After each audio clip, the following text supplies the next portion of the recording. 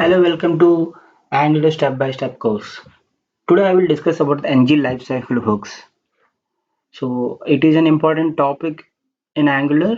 By using this NG lifecycle hook, we can create, update, and delete of component or directive. These lifecycle hooks can be divided into two phases, like hooks for the component or directive and hooks for the child component. So total these ng lifecycle hooks can be divided into 8 types: ng on changes, ng on init, ng do check, ng after content init, ng after content check, ng after view init, ng after view check, ng on destroy. So these lifecycle hooks can be divided into two phases. These are the component or directive lifecycle hooks, and another one is the child lifecycle hooks.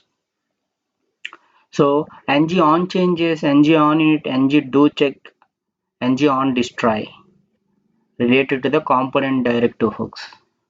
Coming to the child component hooks are the ng after content init, ng after content checked, ng after view init, ng after view checked. So each topic will discuss in separate video with an examples. Now we will know about all the importance of the lifecycle hooks.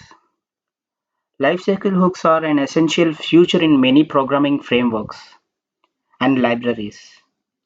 They provide developers with a way to execute the code at specific points in lifecycle of an application component. These hooks allows developer to customize and control the behavior of this code during the different stages of execution. Here are some reasons why lifecycle hooks are an important.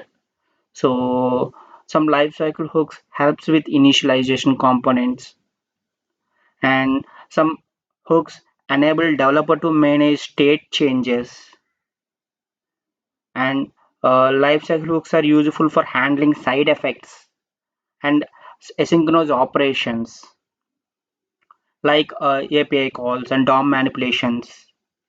So these lifecycle hooks provides a way to manage resources effectively, and many external libraries or frameworks provide their own lifecycle hooks to facilitate integration with code base. So, so these lifecycle hook can be utilized to optimize performances.